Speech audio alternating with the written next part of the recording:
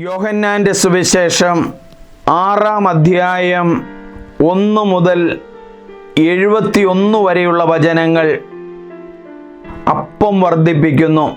യേശു Tiberius എന്നുകൂടി വിളിക്കപ്പെടുന്ന Galilei കടലിൻ്റെ മറുകരയിലേക്ക് പോയി. വലിയൊരു ജനക്കൂട്ടം അവനെ അനുഗമിച്ചു. കാരണം രോഗികളിൽ അവൻ പ്രവർത്തിച്ച അടയാളങ്ങൾ അവർ കണ്ടിരുന്നു. യേശു മലയിലേക്ക് കയറി ശിഷ്യന്മാരോടുകൂടെ അവിടെ ഇരുന്നു. യഹൂദരുടെ പെസഹ തിരുനാൾ അടുത്തിരുന്നു. യേശു കണ്ണുകൾ ഉയർത്തി ഒരു വലിയ ജനതതി തൻ്റെ അടുത്തേക്ക് വരുന്നത് കണ്ട് അവൻ പീലിപ്പോസിനോട് ചോദിച്ചു, ഇവർക്ക് ഭക്ഷിക്കുവാൻ നാം എവിടെ നിന്ന് അപ്പം വാങ്ങും? അവനെ പരീക്ഷിക്കാനാണ് യേശു ഇങ്ങനെ ചോദിച്ചത്. എന്തു ചെയ്യണമെന്ന് യേശു നേരത്തെ മനസ്സിൽ കരുതിയിരുന്നു. പീലിപ്പോസ് മറുപടി പറഞ്ഞു, ഓരോരുത്തർക്കും അല്പം വീതം കൊടുക്കുവാൻ 200 ധനാരയ്ക്കുള്ള അപ്പം പോലും തികയുകയില്ല. ശിഷ്യന്മാരിൽ ഒരുവനും ശിമിയോൻ പത്രോസിൻ്റെ സഹോദരനുമായ അന്ത്രയോസ് അവനോട് പറഞ്ഞു, 5 ബാർലി അപ്പവും 2 മീനും കൈവശമുള്ള ഒരു കുട്ടി ഇവിടെയുണ്ട്. എന്നാൽ ഇത്രയും പേർക്ക് അതെന്തുണ്ട്? യേശു പറഞ്ഞു, ആളുകളെയെല്ലാം ഭക്ഷണത്തിനിരുത്തുവിൻ. ആ സ്ഥലത്ത് പുല്ല് തഴച്ചു വളർന്നിരുന്നു. 5000-ഓളം വരുന്ന പുരുഷന്മാർ അവിടെ ഇരുന്നു. അനന്തരം യേശു അപ്പമെടുത്ത് കൃതജ്ഞതാ സ്തോത്രം ചെയ്ത് അവർക്ക് വിതരണം ചെയ്തു. അതുപോലെ തന്നെ മീനും വേണ്ടത്ര നൽകി. അവർ ഭക്ഷിച്ച് തൃപ്തരായപ്പോൾ അവൻ ശിഷ്യന്മാരോട് പറഞ്ഞു, ഒന്നും നഷ്ടപ്പെടാതെ മിച്ചമുള്ള കഷ്ണങ്ങളെല്ലാം ശേഖരിക്കുവിൻ.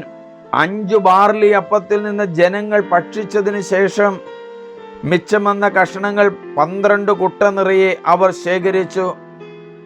അവൻ പ്രവർത്തിച്ച അടയാളം കണ്ട് ജനങ്ങൾ പറഞ്ഞു, ലോകത്തിലേക്ക് വരാനിരുന്ന പ്രവാചകൻ സത്യമായും ഇവനാണ്. അവർ വന്നു തന്നെ രാജാവാക്കാൻ വേണ്ടി ബലമായി പിടിച്ചുകൊണ്ടുപോകാൻ ഭാവിക്കുന്നു എന്ന് മനസ്സിലാക്കിയ യേശു വീണ്ടും തനിയെ മലമുകളിലേക്ക് പിന്മാറി വെള്ളത്തിനു മീതെ നടക്കുന്നു. വൈകുന്നേരമായപ്പോൾ അവൻ്റെ ശിഷ്യന്മാർ കടൽക്കരയിലേക്ക് പോയി. അവർ ഒരു വള്ളത്തിൽ കയറി കടലിനക്കരെ കഫർനാമിലേക്ക് പുറപ്പെട്ടു. അപ്പോൾ നേരം ഇരുട്ടി തുടങ്ങി. യേശു അവരുടെ അടുക്കലെത്തിയിരുന്നുമില്ല. ശക്തിയേറിയ കാറ്റടിച്ചിരുന്നത് കൊണ്ട് കടൽ ക്ഷോഭിച്ചു.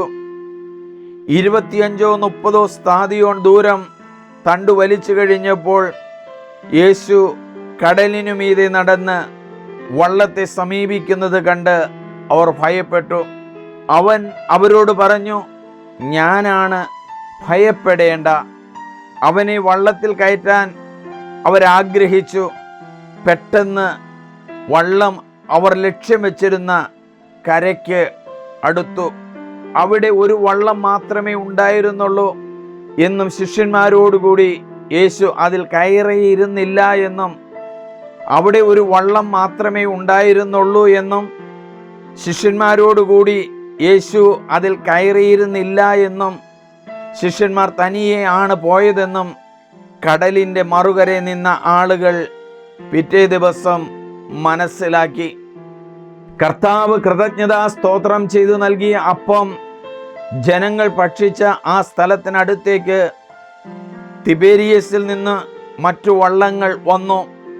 യേശുവോ ശിഷ്യന്മാരോ അവിടെ ഉണ്ടായിരുന്നില്ല. കണ്ടപ്പോൾ ജനക്കൂട്ടം വള്ളങ്ങളിൽ കയറി യേശുവിനെ തിരക്കി കഫർനാമിലെത്തി. ജീവന്റെ അപ്പം യേശുവിനെ കടലിൻ്റെ മറുകരയിൽ കണ്ടെത്തിയപ്പോൾ അവർ ചോദിച്ചു, റബി, അങ്ങ് എപ്പോൾ ഇവിടെ എത്തി? യേശു പ്രതിവചിച്ചു, സത്യം സത്യമായി ഞാൻ നിങ്ങളോട് പറയുന്നു, അടയാളങ്ങൾ കണ്ടതുകൊണ്ടല്ല, അപ്പം ഭക്ഷിച്ച് തൃപ്തരായതുകൊണ്ടാണ് നിങ്ങൾ എന്നെ അന്വേഷിക്കുന്നത്. നശ്വരമായ അപ്പത്തിനു വേണ്ടി അധ്വാനിക്കാതെ മനുഷ്യപുത്രൻ തരുന്ന നിത്യജീവന്റെ അനശ്വരമായ അപ്പത്തിനു വേണ്ടി അധ്വാനിക്കുവിൻ. എന്തെന്നാൽ പിതാവായ ദൈവം അവൻ്റെ മേൽ അംഗീകാരമുദ്ര വച്ചിരിക്കുന്നു. അപ്പോൾ അവർ ചോദിച്ചു, ദൈവഹിതം അനുസരിച്ച് പ്രവർത്തിക്കുന്നവരാകാൻ ഞങ്ങൾ എന്തു ചെയ്യണം? യേശു മറുപടി പറഞ്ഞു, ഇതാണ് ദൈവഹിതം അനുസരിച്ചുള്ള പ്രവൃത്തി, അവിടുന്ന് അയച്ചവനിൽ വിശ്വസിക്കുക. അപ്പോൾ അവർ ചോദിച്ചു, ഞങ്ങൾ കണ്ട് നിന്നെ വിശ്വസിക്കേണ്ടതിന് എന്തടയാളമാണ് നീ ചെയ്യുക? എന്താണ് നീ പ്രവർത്തിക്കുക? അവിടുന്ന് അവർക്ക് ഭക്ഷിക്കുവാൻ സ്വർഗത്തിൽ നിന്ന് അപ്പം കൊടുത്തു എന്ന് എഴുതപ്പെട്ടിരിക്കുന്നത് പോലെ ഞങ്ങളുടെ പിതാക്കന്മാർ മരുഭൂമിയിൽ വെച്ച് മന്ന ഭക്ഷിച്ചു. യേശു മറുപടി പറഞ്ഞു, സത്യം സത്യമായി ഞാൻ നിങ്ങളോട് പറയുന്നു, മോശയല്ല നിങ്ങൾക്ക് സ്വർഗത്തിൽ നിന്ന് അപ്പം തന്നത്, എൻ്റെ പിതാവാണ് സ്വർഗത്തിൽ നിന്ന് നിങ്ങൾക്ക് യഥാർത്ഥമായ അപ്പം തരുന്നത്. എന്തെന്നാൽ ദൈവത്തിൻ്റെ അപ്പം സ്വർഗത്തിൽ നിന്ന് ഇറങ്ങി വന്ന് ലോകത്തിന് ജീവൻ നൽകുന്നതത്രേ. അപ്പോൾ അവർ അവനോട് അപേക്ഷിച്ചു, കർത്താവേ, ഈ അപ്പം ഞങ്ങൾക്ക് എപ്പോഴും നൽകണമേ. യേശു അവരോട് പറഞ്ഞു, ഞാനാണ് ജീവൻ്റെ അപ്പം. എൻ്റെ അടുത്ത് വരുന്നവന് ഒരിക്കലും വിശക്കുകയില്ല, എന്നിൽ വിശ്വസിക്കുന്നവന് ദാഹിക്കുകയുമില്ല. എന്നാൽ നിങ്ങൾ എന്നെ കണ്ടിട്ടും വിശ്വസിക്കുന്നില്ല എന്ന് ഞാൻ നിങ്ങളോട് പറഞ്ഞിട്ടുണ്ടല്ലോ. പിതാവ് എനിക്ക് നൽകുന്നവരെല്ലാം എൻ്റെ അടുത്ത് വരും. എൻ്റെ അടുക്കൽ വരുന്നവനെ ഞാൻ ഒരിക്കലും തള്ളിക്കളയുകയുമില്ല. ഞാൻ സ്വർഗത്തിൽ നിന്ന് ഇറങ്ങി വന്നിരിക്കുന്നത് എൻ്റെ ഇഷ്ടം പ്രവർത്തിക്കാനല്ല, എന്നെ അയച്ചവൻ്റെ ഇഷ്ടം നിറവേറ്റാനാണ്. അവിടുന്ന് എനിക്ക് നൽകിയവരിൽ ഒരുവനെ പോലും ഞാൻ നഷ്ടപ്പെടുത്താതെ അന്ത്യദിനത്തിൽ ഉയർപ്പിക്കണമെന്നതാണ് എന്നെ അയച്ചവൻ്റെ ഇഷ്ടം. പുത്രനെ കാണുകയും അവനിൽ വിശ്വസിക്കുകയും ചെയ്യുന്നവനാരോ അവന് നിത്യജീവൻ ഉണ്ടാകണമെന്നതാണ് എൻ്റെ പിതാവിൻ്റെ ഇഷ്ടം. അന്ത്യദിനത്തിൽ അവനെ ഞാൻ ഉയർപ്പിക്കുകയും ചെയ്യും. സ്വർഗത്തിൽ നിന്ന് ഇറങ്ങി വന്ന അപ്പം ഞാനാണ് എന്ന് അവൻ പറഞ്ഞതിനാൽ യഹൂദർ അവനെതിരെ പിറുപിറുത്തു. അവർ പറഞ്ഞു, ഇവൻ ജോസഫിൻ്റെ മകനായ യേശു അല്ലേ? ഇവൻ്റെ പിതാവിനെയും മാതാവിനെയും നമുക്കറിഞ്ഞുകൂടെ? പിന്നെ എങ്ങനെയാണ് ഞാൻ സ്വർഗത്തിൽ നിന്ന് ഇറങ്ങി വന്നിരിക്കുന്നു എന്ന് ഇവൻ പറയുന്നത്? യേശു അവരോട് പറഞ്ഞു, നിങ്ങൾ പരസ്പരം പിറുപിറുക്കേണ്ടതില്ല. എന്നെ അയച്ച പിതാവ് ആകർഷിച്ചല്ലാതെ ഒരുവനും എൻ്റെ അടുക്കലേക്ക് വരുവാൻ സാധിക്കുകയില്ല. അന്ത്യദിനത്തിൽ അവനെ ഞാൻ ഉയർപ്പിക്കും. അവരെല്ലാവരും ദൈവത്താൽ പഠിപ്പിക്കപ്പെട്ടവരാകും എന്ന് പ്രവാചക ഗ്രന്ഥങ്ങളിൽ എഴുതപ്പെട്ടിരിക്കുന്നു. പിതാവിൽ നിന്ന് ശ്രവിക്കുകയും പഠിക്കുകയും ചെയ്യുന്നവരെല്ലാം എൻ്റെ അടുക്കൽ വരുന്നു. ആരെങ്കിലും പിതാവിനെ കണ്ടിട്ടുണ്ട് എന്നല്ല ഇതിനർത്ഥം. ദൈവത്തിൽ നിന്നുള്ളവൻ മാത്രമേ പിതാവിനെ കണ്ടിട്ടുള്ളൂ. സത്യം സത്യമായി ഞാൻ നിങ്ങളോട് പറയുന്നു, വിശ്വസിക്കുന്നവന് നിത്യജീവനുണ്ട്. ഞാൻ ജീവൻ്റെ അപ്പമാണ്. ഞങ്ങളുടെ പിതാക്കന്മാർ മരുഭൂമിയിൽ വെച്ച് മന്ന ഭക്ഷിച്ചു, എങ്കിലും അവർ മരിച്ചു. ഇതാകട്ടെ മനുഷ്യൻ ഭക്ഷിക്കുന്നതിന് വേണ്ടി സ്വർഗത്തിൽ നിന്നിറങ്ങിയ അപ്പമാണ്. ഇത് ഭക്ഷിക്കുന്നവൻ മരിക്കുകയില്ല. സ്വർഗത്തിൽ നിന്നിറങ്ങിയ ജീവനുള്ള അപ്പം ഞാനാണ്. ആരെങ്കിലും ഈ അപ്പത്തിൽ നിന്ന് ഭക്ഷിച്ചാൽ അവൻ എന്നേക്കും ജീവിക്കും. ലോകത്തിൻ്റെ ജീവന് വേണ്ടി ഞാൻ നൽകുന്ന അപ്പം എൻ്റെ ശരീരമാണ്. ഇതേപ്പറ്റി യഹൂദർക്കിടയിൽ തർക്കമുണ്ടായി. തൻ്റെ ശരീരം നമുക്ക് ഭക്ഷണമായി തരാൻ ഇവന് എങ്ങനെ കഴിയുമെന്ന് അവർ ചോദിച്ചു. യേശു പറഞ്ഞു, സത്യം സത്യമായി ഞാൻ നിങ്ങളോട് പറയുന്നു, നിങ്ങൾ മനുഷ്യപുത്രൻ്റെ ശരീരം ഭക്ഷിക്കുകയും അവൻ്റെ രക്തം പാനം ചെയ്യുകയും ചെയ്യുന്നില്ലെങ്കിൽ നിങ്ങൾക്ക് ജീവൻ ഉണ്ടായിരിക്കുകയില്ല. എൻ്റെ ശരീരം ഭക്ഷിക്കുകയും എൻ്റെ രക്തം പാനം ചെയ്യുകയും ചെയ്യുന്നവന് നിത്യജീവനുണ്ട്. അവസാന ദിവസം ഞാൻ അവനെ ഉയർപ്പിക്കും. എന്തെന്നാൽ എൻ്റെ ശരീരം യഥാർത്ഥ ഭക്ഷണമാണ്, എൻ്റെ രക്തം യഥാർത്ഥ പാനീയവുമാണ്. എൻ്റെ ശരീരം ഭക്ഷിക്കുകയും എൻ്റെ രക്തം പാനം ചെയ്യുകയും ചെയ്യുന്നവൻ എന്നിലും ഞാൻ അവനിലും വസിക്കുന്നു. ജീവിക്കുന്നവനായ പിതാവ് എന്നെ അയച്ചു. ഞാൻ പിതാവ് മൂലം ജീവിക്കുന്നു. അതുപോലെ തന്നെ എന്നെ ഭക്ഷിക്കുന്നവൻ ഞാൻ മൂലം ജീവിക്കും. ഇത് സ്വർഗത്തിൽ നിന്ന് ഇറങ്ങി വന്ന അപ്പമാണ്. പിതാക്കന്മാർ മന്ന ഭക്ഷിച്ചു, എങ്കിലും മരിച്ചു. അതുപോലെയല്ല ഈ അപ്പം. ഇത് ഭക്ഷിക്കുന്നവൻ എന്നേക്കും ജീവിക്കും. ഖബർനാമിൽ സിനഗോഗിൽ പഠിപ്പിച്ചു കൊണ്ടിരിക്കുമ്പോഴാണ് അവൻ ഇത് പറഞ്ഞത്. നിത്യജീവന്റെ വചസ്സുകൾ. ഇത് കേട്ട് അവൻ്റെ ശിഷ്യന്മാരിൽ പലരും പറഞ്ഞു, ഈ വചനം കഠിനമാണ്, ഇത് ശ്രവിക്കാൻ ആർക്കു കഴിയും?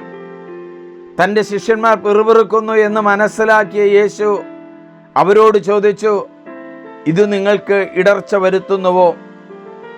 അങ്ങനെയെങ്കിൽ മനുഷ്യപുത്രൻ ആദ്യം ആയിരുന്നിടത്തേക്ക് ആരോഹണം ചെയ്യുന്നത് നിങ്ങൾ കണ്ടാലോ? ആത്മാവാണ് ജീവൻ നൽകുന്നത്, ശരീരം ഒന്നിനും ഉപകരിക്കുന്നില്ല. നിങ്ങളോട് ഞാൻ പറഞ്ഞ വാക്കുകൾ ആത്മാവും ജീവനുമാണ്. എന്നാൽ വിശ്വസിക്കാത്തവരായി നിങ്ങളിൽ ചിലരുണ്ട്. അവർ ആരെന്നും തന്നെ ഒറ്റിക്കൊടുക്കാനിരിക്കുന്നവൻ ആരെന്നും ആദ്യം മുതലേ അവൻ അറിഞ്ഞിരുന്നു. അവൻ പറഞ്ഞു, ഇതുകൊണ്ടാണ് പിതാവിൽ നിന്ന് വരൻ ലഭിച്ചാലല്ലാതെ എൻ്റെ അടുത്തേക്ക് വരാൻ ആർക്കും സാധിക്കുകയില്ല എന്ന് ഞാൻ നിങ്ങളോട് പറഞ്ഞത്. ഇതിനു ശേഷം അവൻ്റെ ശിഷ്യന്മാരിൽ വളരെ പേർ അവനെ വിട്ടുപോയി. അവർ പിന്നീട് ഒരിക്കലും അവൻ്റെ കൂടെ നടന്നില്ല. യേശു 12 പേരോടുമായി ചോദിച്ചു, നിങ്ങളും പോകാൻ ആഗ്രഹിക്കുന്നുവോ?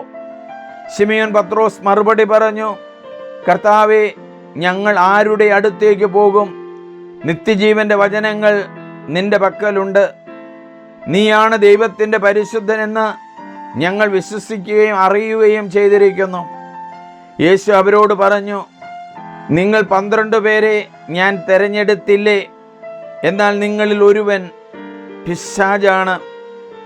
അവൻ ഇത് പറഞ്ഞത് ശിമിയോൻ സ്കറിയാത്തയുടെ മകനായ യൂദാസിനെ കുറിച്ചാണ്. എന്തെന്നാൽ 12 പേരിൽ ഒരുവനായ അവനാണ് യേശുവിനെ ഒറ്റിക്കൊടുക്കാൻ ഇരുന്നത്. യോഹന്നാന്റെ സുവിശേഷം 7-ാം അധ്യായം 1 മുതൽ 53 വരെയുള്ള വചനങ്ങൾ. കൂടാരത്തിരുന്നാൾ. യേശു ഗലീലിയായിൽ ചുറ്റി സഞ്ചരിച്ചു കൊണ്ടിരുന്നു. യഹൂദർ അവനെ വധിക്കാൻ അവസരം പാർത്തിരുന്നതിനാൽ യൂദായിൽ സഞ്ചരിക്കാൻ അവൻ ഇഷ്ടപ്പെട്ടില്ല. യഹൂദരുടെ കൂടാരത്തിരുന്നാൾ സമീപിച്ചിരുന്നു. അവൻ്റെ സഹോദരന്മാർ അവനോട് പറഞ്ഞു, നീ ചെയ്യുന്ന പ്രവൃത്തികൾ നിന്റെ ശിഷ്യന്മാർ കാണേണ്ടതിന് നീ ഇവിടം വിട്ട് യൂദായിലേക്ക് പോവുക. പരസ്യമായി അറിയപ്പെടാൻ ആഗ്രഹിക്കുന്നവൻ രഹസ്യമായി പ്രവർത്തിക്കുകയില്ല. നീ ഇതെല്ലാം ചെയ്യുന്നെങ്കിൽ നിന്നെ ലോകത്തിന് വെളിപ്പെടുത്തുക. അവൻ്റെ സഹോദരന്മാർ പോലും അവനിൽ വിശ്വസിച്ചിരുന്നില്ല. യേശു പറഞ്ഞു, നിന്റെ സമയം ഇതുവരെയും ആയിട്ടില്ല. നിങ്ങൾക്കാകട്ടെ എപ്പോഴും അനുകൂലമായ സമയമാണല്ലോ. ലോകത്തിന് നിങ്ങളെ വെറുക്കാൻ സാധിക്കുകയില്ല. എന്നാൽ അതിൻ്റെ പ്രവൃത്തികൾ തിന്മയാണെന്ന് ഞാൻ സാക്ഷ്യപ്പെടുത്തുന്നതിനാൽ അത് എന്നെ വെറുക്കുന്നു. നിങ്ങൾ തിരുനാളിന് പൊയ്ക്കൊള്ളുവിൻ. ഞാൻ ഈ തിരുനാളിന് പോകുന്നില്ല. എന്തെന്നാൽ എൻ്റെ സമയം ഇനിയും പൂർത്തിയായിട്ടില്ല. ഇപ്രകാരം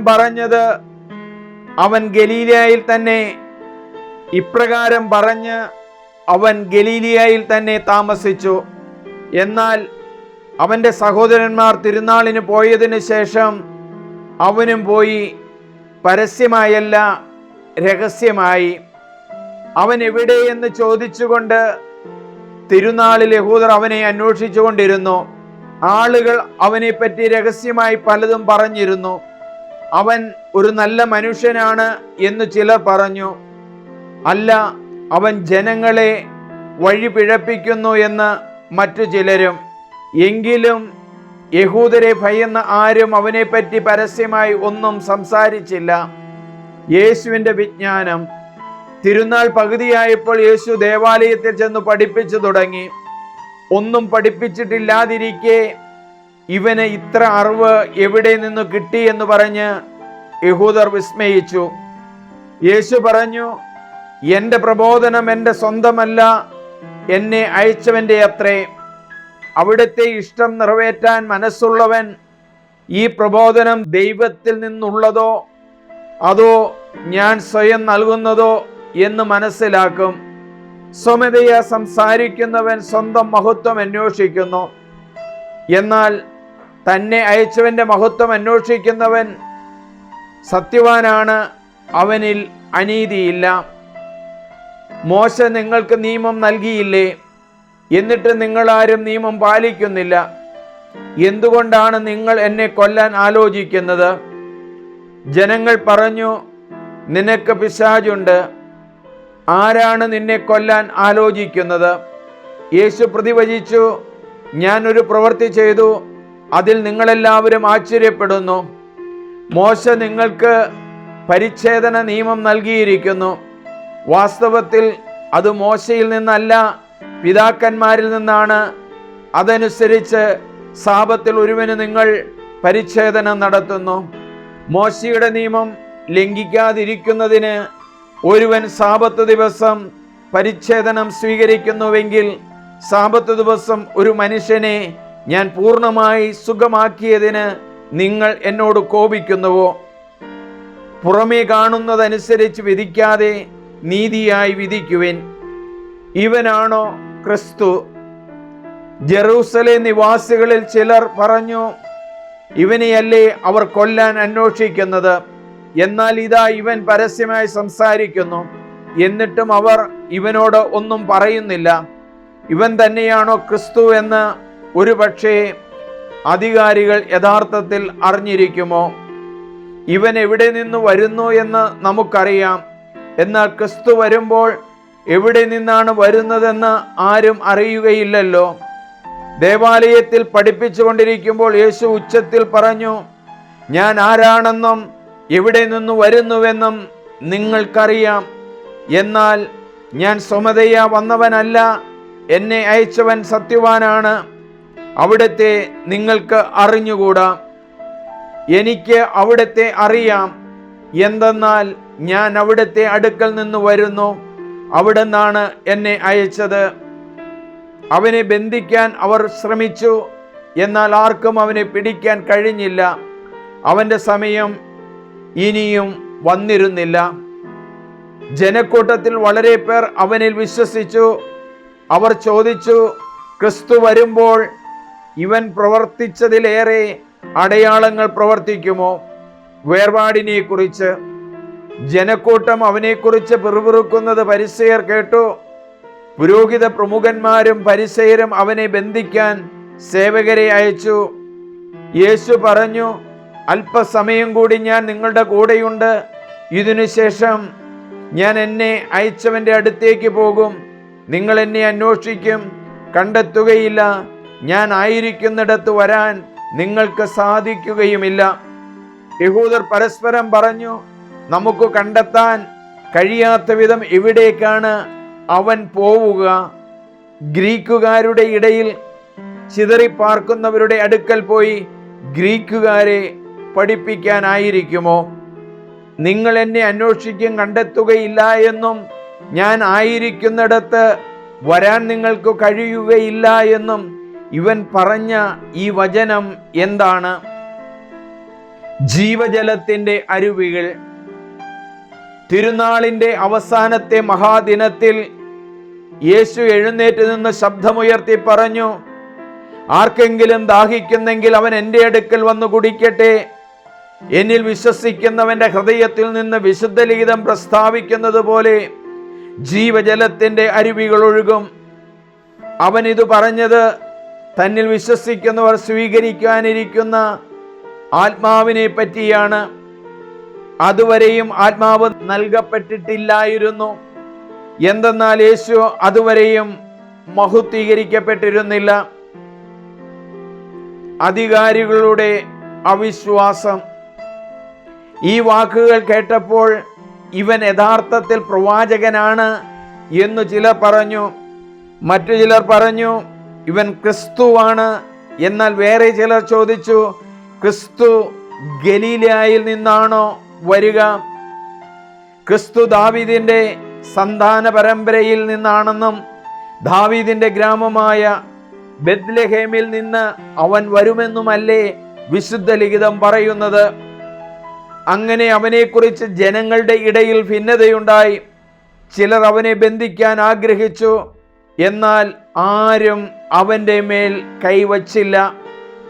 സേവകന്മാർ തിരിച്ചു ചെന്നപ്പോൾ പുരോഹിത പ്രമുഖന്മാരും ഫരിസേയരും അവരോട് ചോദിച്ചു, എന്തുകൊണ്ടാണ് നിങ്ങൾ അവനെ കൊണ്ടുവരാത്തത്? അവർ മറുപടി പറഞ്ഞു, അവനെപ്പോലെ ആരും ഇതുവരെ സംസാരിച്ചിട്ടില്ല. അപ്പോൾ ഫരിസേയർ അവരോട് ചോദിച്ചു, നിങ്ങളും വഞ്ചിതരായോ? അധികാരികളിലോ ഫരിസേയരിലോ ആരെങ്കിലും അവനിൽ വിശ്വസിച്ചിട്ടുണ്ടോ? നിയമം അറിഞ്ഞുകൂടാത്ത ഈ ജനക്കൂട്ടം ശപിക്കപ്പെട്ടതാണ്.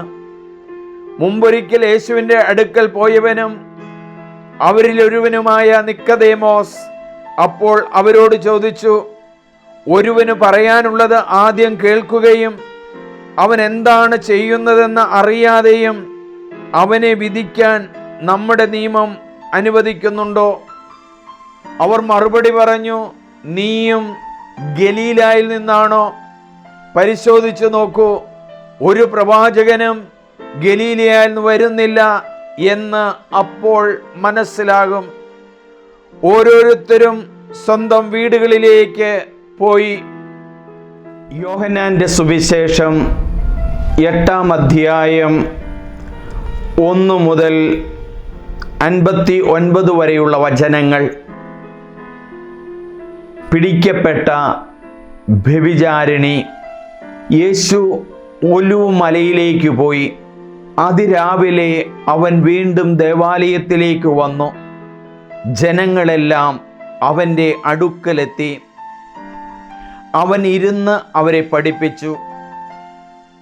വ്യഭിചാരത്തിൽ പിടിക്കപ്പെട്ട ഒരു സ്ത്രീയെ നിയമജ്ഞരും ഫരിസേയരും കൂടെ അവൻ്റെ അടുക്കൽ കൊണ്ടുവന്ന് നടുവിൽ നിർത്തി. അവർ അവനോട് പറഞ്ഞു, ഗുരു, ഈ സ്ത്രീ വ്യഭിചാരത്തിൽ പിടിക്കപ്പെട്ടവളാണ്. ഇങ്ങനെയുള്ളവരെ കല്ലെറിയണമെന്നാണ് മോശ നിയമത്തിൽ കൽപ്പിച്ചിരിക്കുന്നത്. നീ എന്തു പറയുന്നു? ഇത് അവനിൽ കുറ്റം ആരോപിക്കാൻ വേണ്ടി അവനെ പരീക്ഷിച്ചുകൊണ്ട് ചോദിച്ചതാണ്. യേശുവാകട്ടെ കുനിഞ്ഞ് വിരൽ കൊണ്ട് നിലത്ത് എഴുതിക്കൊണ്ടിരുന്നു. അവർ ആവർത്തിച്ച് ചോദിച്ചുകൊണ്ടിരുന്നതിനാൽ അവൻ നിവർന്ന് അവരോട് പറഞ്ഞു, നിങ്ങളിൽ പാപമില്ലാത്തവൻ ആദ്യം അവളെ കല്ലെറിയട്ടെ. അവൻ വീണ്ടും കുനിഞ്ഞ് നിലത്ത് എഴുതിക്കൊണ്ടിരുന്നു. എന്നാൽ ഇതു കേട്ടപ്പോൾ മുതിർന്നവർ തുടങ്ങി ഓരോരുത്തരായി സ്ഥലം വിട്ടു. ഒടുവിൽ യേശുവും നടുവിൽ നിന്നിരുന്ന ആ സ്ത്രീയും മാത്രം ശേഷിച്ചു. യേശു നിവർന്ന് അവളോട് ചോദിച്ചു, സ്ത്രീയെ, അവർ എവിടെ? ആരും നിന്നെ വിധിച്ചില്ലേ? അവൾ പറഞ്ഞു, ഇല്ല കർത്താവേ. യേശു പറഞ്ഞു, ഞാനും നിന്നെ വിധിക്കുന്നില്ല. പൊയ്ക്കൊള്ളുക, ഇനിമേൽ പാപം ചെയ്യരുത്. യേശു ലോകത്തിൻ്റെ പ്രകാശം. യേശു വീണ്ടും അവരോട് പറഞ്ഞു, ഞാൻ ലോകത്തിൻ്റെ പ്രകാശമാണ്. എന്നെ അനുഗമിക്കുന്നവൻ ഒരിക്കലും അന്ധകാരത്തിൽ നടക്കുകയില്ല, അവന് ജീവന്റെ പ്രകാശമുണ്ടായിരിക്കും. അപ്പോൾ ഫരിസേയർ പറഞ്ഞു, നീ തന്നെ നിനക്ക് സാക്ഷ്യം നൽകുന്നു, നിന്റെ സാക്ഷ്യം സത്യമല്ല. യേശു പ്രതിവചിച്ചു, ഞാൻ തന്നെ എനിക്ക് സാക്ഷ്യം നൽകിയാലും എൻ്റെ സാക്ഷ്യം സത്യമാണ്. കാരണം ഞാൻ എവിടെ നിന്ന് വന്നുവെന്നും എവിടേക്ക് പോകുന്നുവെന്നും എനിക്കറിയാം. എന്നാൽ ഞാൻ എവിടെ നിന്ന് വരുന്നുവെന്നോ എവിടേക്ക് പോകുന്നുവെന്നോ നിങ്ങൾ അറിയുന്നില്ല. നിങ്ങളുടെ വിധി മാനുഷികമാണ്. ഞാൻ ആരെയും വിധിക്കുന്നില്ല. ഞാൻ വിധിക്കുന്നെങ്കിൽ തന്നെ എൻ്റെ വിധി സത്യമാണ്. കാരണം ഞാൻ തനിച്ചല്ല, എന്നെ അയച്ച പിതാവും എന്നോട് കൂടെയുണ്ട്. രണ്ടുപേരുടെ സാക്ഷ്യം സത്യമാണെന്ന് നിങ്ങളുടെ നിയമത്തിൽ തന്നെ എഴുതിയിട്ടുണ്ടല്ലോ. എന്നെക്കുറിച്ച് ഞാൻ തന്നെ സാക്ഷ്യം നൽകുന്നു, എന്നെ അയച്ച പിതാവും എന്നെക്കുറിച്ച് സാക്ഷ്യം നൽകുന്നു. അപ്പോൾ അവർ ചോദിച്ചു, നിന്റെ പിതാവ് എവിടെയാണ്?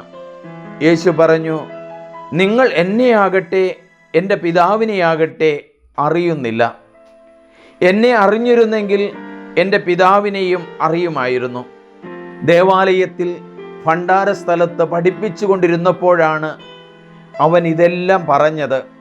എന്നാൽ ആരും അവനെ പിടിച്ചില്ല, കാരണം അവൻ്റെ സമയം ഇനിയും വന്നു ചേർന്നിട്ടില്ലായിരുന്നു. യഹൂദർക്ക് മുന്നറിയിപ്പ്. യേശു വീണ്ടും അവരോട് പറഞ്ഞു, ഞാൻ പോകുന്നു. നിങ്ങൾ എന്നെ അന്വേഷിക്കും, എന്നാൽ നിങ്ങളുടെ പാപത്തിൽ നിങ്ങൾ മരിക്കും. ഞാൻ പോകുന്നിടത്തേക്ക് വരാൻ നിങ്ങൾക്ക് കഴിയുകയില്ല. അപ്പോൾ യഹൂദർ പറഞ്ഞു, ഞാൻ പോകുന്നിടത്തേക്ക് വരാൻ നിങ്ങൾക്ക് കഴിയുകയില്ല എന്ന് അവൻ പറയുന്നല്ലോ. ഇവൻ ആത്മഹത്യ ചെയ്തേക്കുമോ? അവൻ പറഞ്ഞു, നിങ്ങൾ താഴെ നിന്നുള്ളവരാണ്, ഞാൻ മുകളിൽ നിന്നുള്ളവനും. നിങ്ങൾ ഈ ലോകത്തിൻ്റേതാണ്, ഞാൻ ഈ ലോകത്തിൻ്റേതല്ല. നിങ്ങൾ നിങ്ങളുടെ പാപങ്ങളിൽ മരിക്കും എന്ന് ഞാൻ നിങ്ങളോട് പറഞ്ഞു. എന്തെന്നാൽ ഞാൻ തന്നെ എന്ന് വിശ്വസിക്കുന്നില്ലെങ്കിൽ നിങ്ങൾ നിങ്ങളുടെ പാപങ്ങളിൽ മരിക്കും. അപ്പോൾ അവർ ചോദിച്ചു, നീ ആരാണ്? യേശു പറഞ്ഞു, ആരംഭം മുതലേ ഞാൻ നിങ്ങളോട് പറഞ്ഞിരുന്നത് തന്നെ. എനിക്ക് നിങ്ങളെക്കുറിച്ച് പലതും പറയാനും വിധിക്കാനുമുണ്ട്. എന്നെ അയച്ചവൻ സത്യവാനാണ്. അവിടുത്തെ അധരത്തിൽ നിന്ന് കേട്ടത് ഞാൻ ലോകത്തോട് പറയുന്നു. പിതാവിനെക്കുറിച്ചാണ് അവൻ തങ്ങളോട് സംസാരിച്ചതെന്ന് അവർ മനസ്സിലാക്കിയില്ല. അതുകൊണ്ട് യേശു പറഞ്ഞു, നിങ്ങൾ മനുഷ്യപുത്രനെ ഉയർത്തിക്കഴിയുമ്പോൾ ഞാൻ തന്നെയെന്നും ഞാൻ സ്വമതയാ ഒന്നും പ്രവർത്തിക്കുന്നില്ല, പ്രത്യുത എൻ്റെ പിതാവ് എന്നെ പഠിപ്പിച്ചതുപോലെ ഇക്കാര്യങ്ങൾ ഞാൻ സംസാരിക്കുന്നുവെന്നും നിങ്ങൾ മനസ്സിലാക്കും. എന്നെ അയച്ചവൻ എന്നോട് കൂടെയുണ്ട്. അവിടുന്ന് എന്നെ തനിയെ വിട്ടിരിക്കുകയല്ല, കാരണം ഞാൻ എപ്പോഴും അവിടത്തേക്ക് ഇഷ്ടമുള്ളത് പ്രവർത്തിക്കുന്നു. ഇത് പറഞ്ഞപ്പോൾ വളരെ പേർ അവനിൽ വിശ്വസിച്ചു. സത്യം നിങ്ങളെ സ്വതന്ത്രരാക്കും. തന്നിൽ വിശ്വസിച്ച യഹൂദരോട് യേശു പറഞ്ഞു, എൻ്റെ വചനത്തിൽ നിലനിൽക്കുമെങ്കിൽ നിങ്ങൾ യഥാർത്ഥത്തിൽ എൻ്റെ ശിഷ്യരാണ്. നിങ്ങൾ സത്യം അറിയുകയും സത്യം നിങ്ങളെ സ്വതന്ത്രരാക്കുകയും ചെയ്യും. അവർ അവനോട് പറഞ്ഞു, ഞങ്ങൾ അബ്രാഹത്തിൻ്റെ സന്തതികളാണ്, ഞങ്ങൾ ഒരിക്കലും ആരുടെയും അടിമകളായിരുന്നിട്ടില്ല. പിന്നെ എങ്ങനെയാണ് നിങ്ങൾ സ്വതന്ത്രരാക്കപ്പെടുമെന്ന് നീ പറയുന്നത്? യേശു പ്രതിവചിച്ചു, സത്യം സത്യമായി ഞാൻ നിങ്ങളോട് പറയുന്നു, പാപം ചെയ്യുന്നവൻ പാപത്തിൻ്റെ അടിമയാണ്. അടിമ എക്കാലവും ഭവനത്തിൽ വസിക്കുന്നില്ല, പുത്രനാകട്ടെ എക്കാലവും വസിക്കുന്നു. അതുകൊണ്ട് പുത്രൻ നിങ്ങളെ സ്വതന്ത്രരാക്കിയാൽ നിങ്ങൾ യഥാർത്ഥത്തിൽ സ്വതന്ത്രരാകും. നിങ്ങൾ അബ്രാഹത്തിൻ്റെ സന്തതികളാണെന്ന് എനിക്കറിയാം, എന്നിട്ടും നിങ്ങൾ എന്നെ കൊല്ലാൻ ആലോചിക്കുന്നു. കാരണം എൻ്റെ വചനം നിങ്ങളിൽ വസിക്കുന്നില്ല. എൻ്റെ പിതാവിൻ്റെ സന്നിധിയിൽ കണ്ടവയെപ്പറ്റി ഞാൻ സംസാരിക്കുന്നു. നിങ്ങളുടെ പിതാവിൽ നിന്ന് കേട്ടത് നിങ്ങൾ പ്രവർത്തിക്കുന്നു. പിശാച് നിങ്ങളുടെ പിതാവ്. അവർ പറഞ്ഞു, അബ്രാഹമാണ് ഞങ്ങളുടെ പിതാവ്. യേശു അവരോട് പറഞ്ഞു, നിങ്ങൾ അബ്രാഹത്തിൻ്റെ മക്കളാണെങ്കിൽ അബ്രാഹത്തിൻ്റെ പ്രവൃത്തികൾ ചെയ്യുമായിരുന്നു. എന്നാൽ ദൈവത്തിൽ നിന്ന് കേട്ട സത്യം നിങ്ങളോട് പറഞ്ഞ എന്നെ കൊല്ലാൻ നിങ്ങൾ ആലോചിക്കുന്നു. അബ്രാഹം അങ്ങനെ ചെയ്തിട്ടില്ല. നിങ്ങൾ നിങ്ങളുടെ പിതാവിൻ്റെ പ്രവൃത്തികൾ ചെയ്യുന്നു. അപ്പോൾ അവർ പറഞ്ഞു, ഞങ്ങൾ ജാരസന്തതികളല്ല, ഞങ്ങൾക്ക് പിതാവ് ഒന്നേ ഉള്ളൂ, ദൈവം. യേശു അവരോട് പറഞ്ഞു, ദൈവമാണ് നിങ്ങളുടെ പിതാവെങ്കിൽ നിങ്ങൾ എന്നെ സ്നേഹിക്കുമായിരുന്നു. കാരണം ഞാൻ ദൈവത്തിൽ നിന്നാണ് വന്നിരിക്കുന്നത്. ഞാൻ സ്വമതയെ വന്നതല്ല, അവിടുന്ന് എന്നെ അയച്ചതാണ്. ഞാൻ പറയുന്നത് എന്തുകൊണ്ട് നിങ്ങൾ ഗ്രഹിക്കുന്നില്ല? എൻ്റെ വചനം ശ്രവിക്കാൻ നിങ്ങൾക്ക് കഴിവില്ലാത്തതുകൊണ്ട് തന്നെ നിങ്ങൾ നിങ്ങളുടെ പിതാവായ പിശാചിൽ നിന്ന് ഉള്ളവരാണ്. നിങ്ങളുടെ പിതാവിൻ്റെ ഇഷ്ടമനുസരിച്ച് പ്രവർത്തിക്കാൻ നിങ്ങൾ ആഗ്രഹിക്കുന്നു. അവനാകട്ടെ ആദ്യം മുതൽ കൊലപാതകയാണ്. അവൻ ഒരിക്കലും സത്യത്തിൽ നിലനിന്നിട്ടില്ല. എന്തെന്നാൽ അവനിൽ സത്യമില്ല. കള്ളം പറയുമ്പോൾ സ്വന്തം സ്വഭാവം അനുസരിച്ച് തന്നെയാണ് അവൻ സംസാരിക്കുന്നത്. കാരണം ഇവൻ നുണയനും നുണയുടെ പിതാവുമാണ്. ഞാൻ സത്യം പറയുന്നത് കൊണ്ട് നിങ്ങൾ എന്നെ വിശ്വസിക്കുന്നില്ല. നിങ്ങളിൽ ആർക്ക് എന്നിൽ പാപം തെളിയിക്കാൻ കഴിയും? ഞാൻ സത്യമാണ് പറയുന്നതെങ്കിൽ എന്തുകൊണ്ട് നിങ്ങൾ എന്നിൽ വിശ്വസിക്കുന്നില്ല? ദൈവത്തിൽ നിന്നുള്ളവൻ ദൈവത്തിൻ്റെ വാക്കുകൾ ശ്രവിക്കുന്നു. നിങ്ങൾ ദൈവത്തിൽ നിന്നുള്ളവരല്ല, അതുകൊണ്ട് നിങ്ങൾ അവ ശ്രവിക്കുന്നില്ല. അബ്രാഹത്തിന് മുമ്പ് ഞാനുണ്ട്. യഹൂദർ പറഞ്ഞു, നീ ഒരു സമരിയക്കാരനാണെന്നും നിന്നിൽ പിശാചുണ്ടെന്നും ഞങ്ങൾ പറയുന്നത് ശരിയല്ലേ? യേശു പറഞ്ഞു, എനിക്ക് പിശാചില്ല. ഞാൻ എൻ്റെ പിതാവിനെ ബഹുമാനിക്കുന്നു. നിങ്ങളാകട്ടെ എന്നെ അപമാനിക്കുന്നു. ഞാൻ എൻ്റെ മഹത്വം അന്വേഷിക്കുന്നില്ല. അത് അന്വേഷിക്കുന്നവനും വിധികർത്താവുമായ ഒരുവനുണ്ട്. സത്യം സത്യമായി ഞാൻ നിങ്ങളോട് പറയുന്നു, ആരെങ്കിലും എൻ്റെ വചനം പാലിച്ചാൽ അവൻ ഒരിക്കലും മരിക്കുകയില്ല. യഹൂദർ പറഞ്ഞു, നിനക്ക് പിശാചുണ്ടെന്ന് ഇപ്പോൾ ഞങ്ങൾക്ക് വ്യക്തമായിരിക്കുന്നു. അബ്രാഹാം മരിച്ചു, പ്രവാചകന്മാരും മരിച്ചു, എന്നിട്ടും നിന്റെ വചനം പാലിക്കുന്ന ഒരുവനും ഒരിക്കലും മരിക്കുകയില്ല എന്ന് നീ പറയുന്നു. ഞങ്ങളുടെ മരിച്ചുപോയ പിതാവായ അബ്രാഹത്തേക്കാൾ വലിയവനാണോ നീ? പ്രവാചകന്മാരും മരിച്ചുപോയി. ആരാണെന്നാണ് നീ അവകാശപ്പെടുന്നത്? യേശു പറഞ്ഞു, ഞാൻ എന്നെ തന്നെ മഹത്വപ്പെടുത്തിയാൽ എൻ്റെ മഹത്വത്തിന് വിലയില്ല. എന്നാൽ നിങ്ങളുടെ ദൈവമെന്ന് നിങ്ങൾ വിളിക്കുന്ന എൻ്റെ പിതാവാണ് എന്നെ മഹത്വപ്പെടുത്തുന്നത്. എന്നാൽ നിങ്ങൾ അവിടുത്തെ അറിഞ്ഞിട്ടില്ല, ഞാനോ അവിടുത്തെ അറിയുന്നു. ഞാൻ അവിടുത്തെ അറിയുന്നില്ല എന്ന് പറയുന്നെങ്കിൽ ഞാനും നിങ്ങളെപ്പോലെ നുണയനാകും. എന്നാൽ ഞാൻ അവിടുത്തെ അറിയുകയും അവിടുത്തെ വചനം പാലിക്കുകയും ചെയ്യുന്നു. എൻ്റെ ദിവസം കാണാം എന്ന പ്രതീക്ഷയിൽ നിങ്ങളുടെ പിതാവായ അബ്രാഹാം ആനന്ദിച്ചു. അവനത് കാണുകയും സന്തോഷിക്കുകയും ചെയ്തു. അപ്പോൾ യഹൂദർ പറഞ്ഞു, നിനക്ക് ഇനിയും 50 വയസ്സായിട്ടില്ല, എന്നിട്ടും നീ അബ്രാഹത്തെ കണ്ടുവെന്നോ? യേശു പറഞ്ഞു, സത്യം സത്യമായി ഞാൻ നിങ്ങളോട് പറയുന്നു, അബ്രാഹാം ഉണ്ടാകുന്നതിന് മുമ്പ് ഞാനുണ്ട്. അപ്പോൾ അവർ അവനെ എറിയാൻ കല്ലുകൾ എടുത്തു. എന്നാൽ യേശു അവരിൽ നിന്ന് മറഞ്ഞ് ദേവാലയത്തിൽ നിന്ന് പുറത്തുപോയി. ഇത് കേൾക്കുന്ന എല്ലാവരും ഒരാൾക്കെങ്കിലും നിങ്ങൾ ഷെയർ ചെയ്യണം, സബ്സ്ക്രൈബ് ചെയ്യണം. ദൈവം നിങ്ങളെ അനുഗ്രഹിക്കട്ടെ. Father Sunny Pulparambil CMI. എൻ്റെ ഫോൺ നമ്പർ 90 74 98 42 24. ജയ് ക്രൈസ്റ്റ്.